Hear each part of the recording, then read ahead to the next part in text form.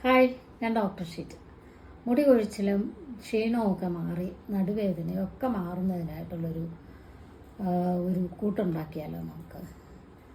അതിന് ഒരു 1/2 കിലോ, അതായത് ഒരു 500 ഗ്രാം കരിപ്പെട്ടി ഉരുക്കി വെക്കണം. 2 കപ്പ് എള്ള്, അതും വറുത്ത് പൊടിച്ച് വയ്ക്കുക. 2.5 കപ്പ് അവലൊന്ന് ചെറുതായിട്ട് വറുത്തിട്ട് അതിനൊന്ന് കൈ കൊണ്ട് പൊടിച്ച് വെച്ചാൽ മതി, മിക്സിയിലൊന്നും പൊടിക്കണ്ട. പിന്നെ 1 കപ്പ് കപ്പലണ്ടി ഒന്ന് വറുത്ത് വയ്ക്കുക.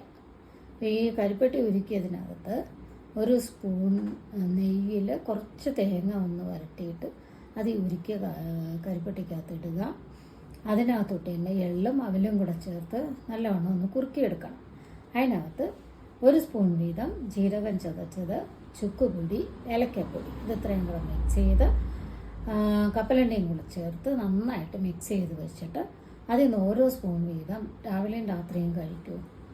നന്നായിട്ട് മുടി ഒഴിച്ചിൽ മാറിക്കിട്ടും, ക്ഷീണം മാറും, നടുവേദന മാറും. ചെയ്ത് നോക്കൂ. Thank you.